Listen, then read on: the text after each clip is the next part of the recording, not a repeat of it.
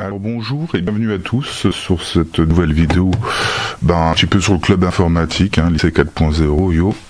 Alors j'ai réussi donc à faire un instrument un petit peu original et je vous propose déjà de voir un petit peu comment ça marche tout de suite quand ça a été terminé ce projet.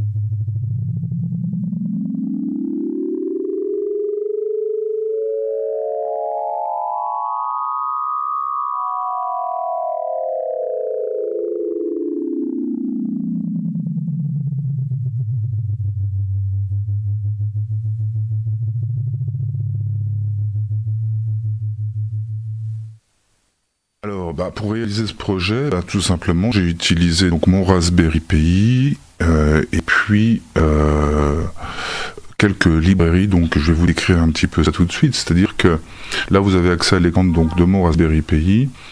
Eh bien, j'ai dû utiliser déjà un premier logiciel qu'on appelle le Sonic Pi. Alors, ce logiciel est directement à l'intérieur de la distribution Raspbian du Raspberry Pi. À savoir que j'ai quand même dû retélécharger la dernière version du système d'exploitation Raspbian parce que avec l'ancienne, Sonic Pi fonctionnait pas. Donc j'ai dû résoudre ça en reflashant ma mémoire et en recommençant avec un nouveau système d'exploitation, le plus récent possible. Donc voici Sonic Pi. Alors c'est un logiciel qui permet de faire de la musique en faisant des programmes pour que ces musiques se réalisent. Je vais pas vous expliquer comment ça fonctionne aujourd'hui. On pourra peut-être voir ça ensemble une autre fois. Mais je vais déjà vous faire écouter un petit peu ce que ça donne avec un simple petit programme comme ça. Alors celui-ci, c'est pas moi qui l'ai fait, c'est un exemple du constructeur. Mais voyez ce que ça donne par exemple.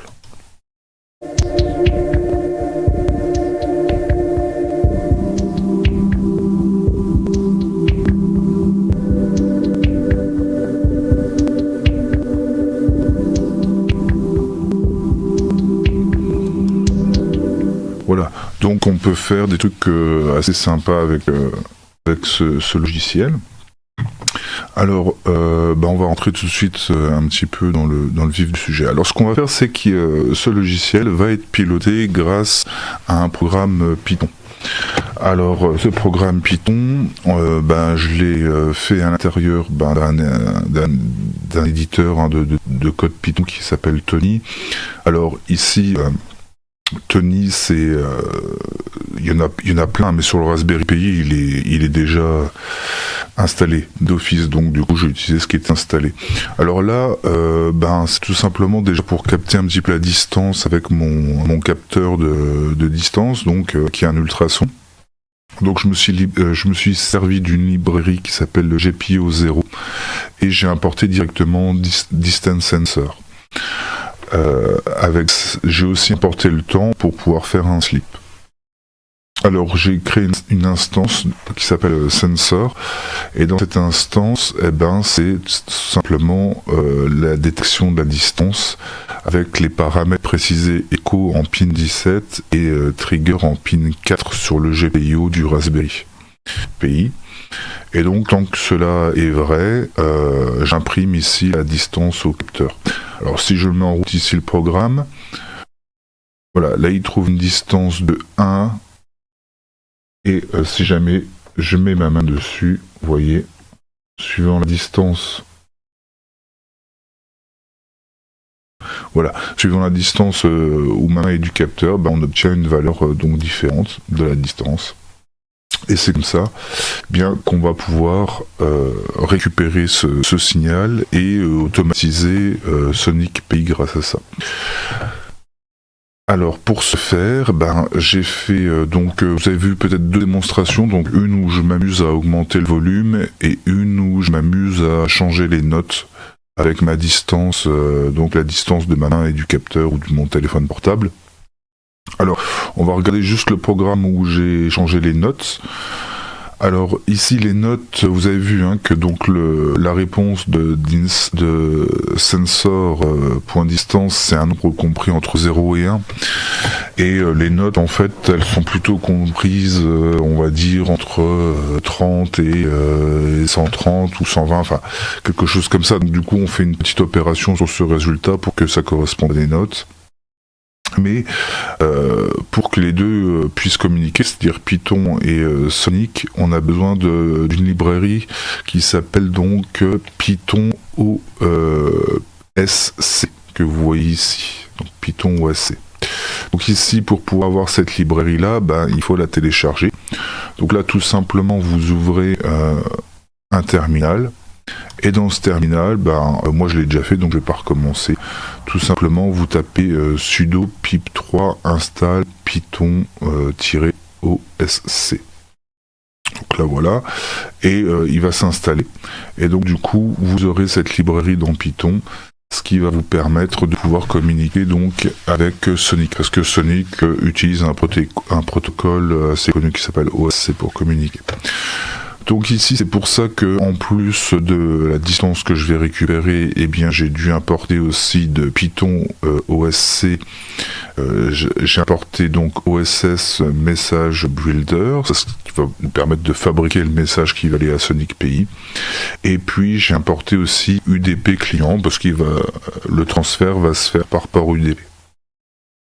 Alors ici j'ouvre une instance de sensor comme je l'avais fait précédemment avec en paramètres mes pins du sensor, c'est-à-dire du capteur, et créer une instance sender, donc comme son nom l'indique, qui va envoyer quelque chose, donc, et je lui précise que c'est un client UDP simple à l'adresse donc 127.0.0.1 et au port 4559. Alors il faut savoir que 127.0.0.1 c'est la boucle interne du PC, et donc Sonic va écouter en fait juste tous les ports, et donc il va écouter non il va pas écouter tous les ports, en fait il va écouter que le port 4559, et dès qu'il va trouver quelque chose dans le port 4559, il va le prendre. Donc du coup voilà comment on configure la communication.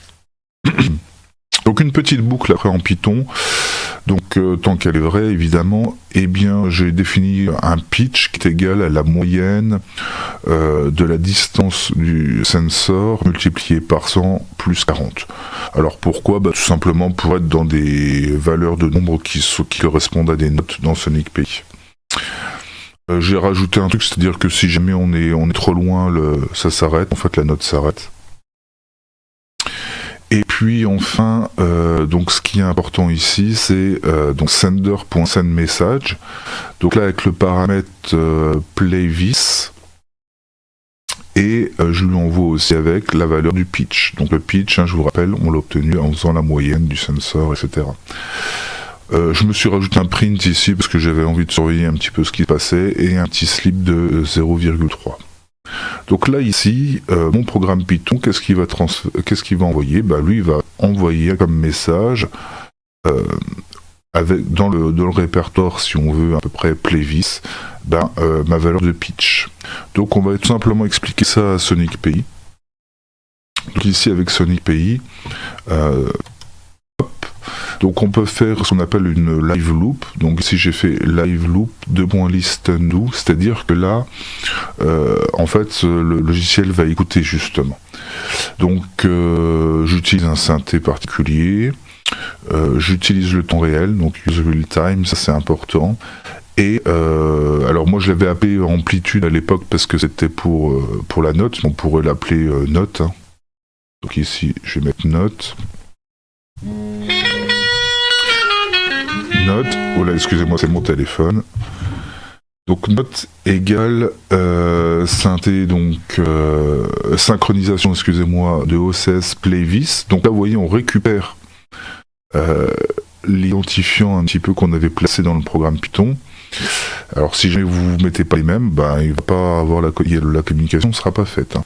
Donc ici après je lui dis play, donc là on va lui dire c'est pas une amplitude mais c'est la note.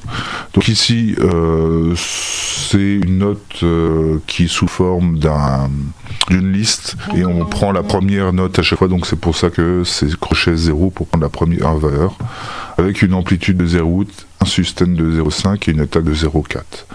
Et à la fin on fait end, donc ça pour ceux qui connaissent un peu Sonic, mais on pourra y revenir, c'est important d'écrire comme ça. Avec ces deux petits programmes là et les bibliothèques qui sont attachées, ça va fonctionner. On va réussir à faire la démonstration, et c'est ce que je vous ai fait donc sur la vidéo. Donc vous voyez quelque chose de très simple et qui marche plutôt très bien.